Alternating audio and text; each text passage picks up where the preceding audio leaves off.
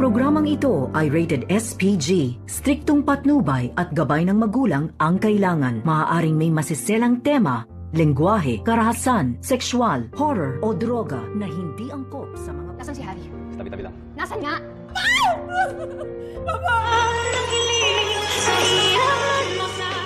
Narito na nga ang ating pakatutukan bukas sa abot kamay na pangarap. Hindi nga nakakaligtas itong si Harry sa pagligtas dito kay Lynette dahil huling-huli nga sila habang papatakbo at pababa nga sa hagdanan. Dito naman na humarang itong si Dax sa kanila.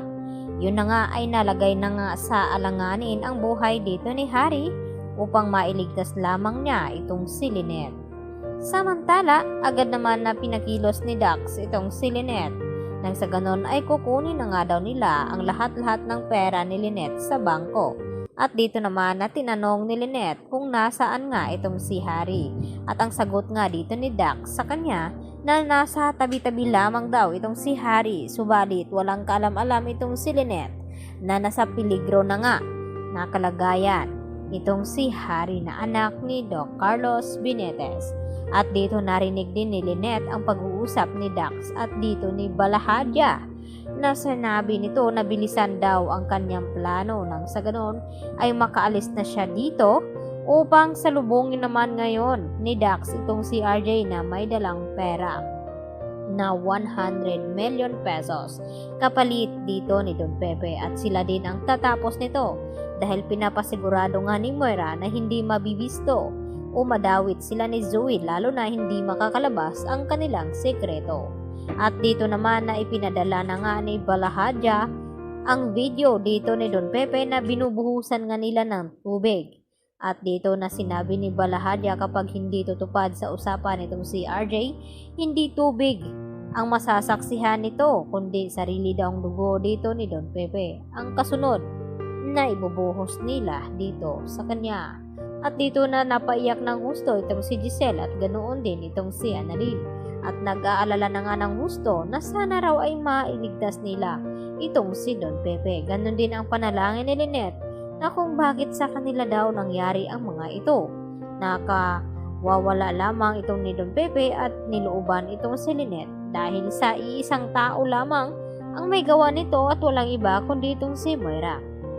Upang makasigurado itong si Moira na wala na nga daw makakaalam sa kanilang sikreto ay nagawa niyang sunugin itong DNA test ni Zoe at Annalyn at kung saan nagpapakuha itong si Don Pepe. Subalit wala silang kaalam-alam na may isa pang taong nakakaalam na gumawa nito. Yun nga ay si Quinito na inutusan dito ni Don Pepe. Siya ang makapagsabi kung bakit ano ang dahilan na nawawala itong si Don Pepe. Dahil dito mabibisto na nga ba itong si Moira at Zoe. Samantala, agad naman na umuwi itong si Carlos dito sa tahanan at laking gulat ni Carlos nang madatnan niya ang bahay na sobrang gulo at dito niya nakita sa likod ng bahay itong si Harry na nakahandusay at duguan.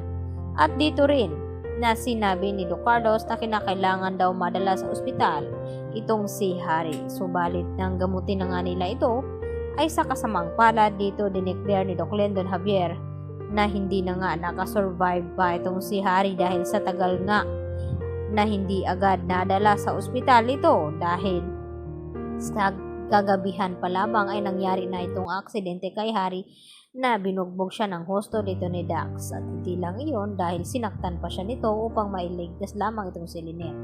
Kaya ang masisisi dito ni Carlos ay walang iba kundi itong si Lynette. Yan ang ating abangan bukas sa Abot Kamay na Pangarap. Yan lang po at maraming salamat.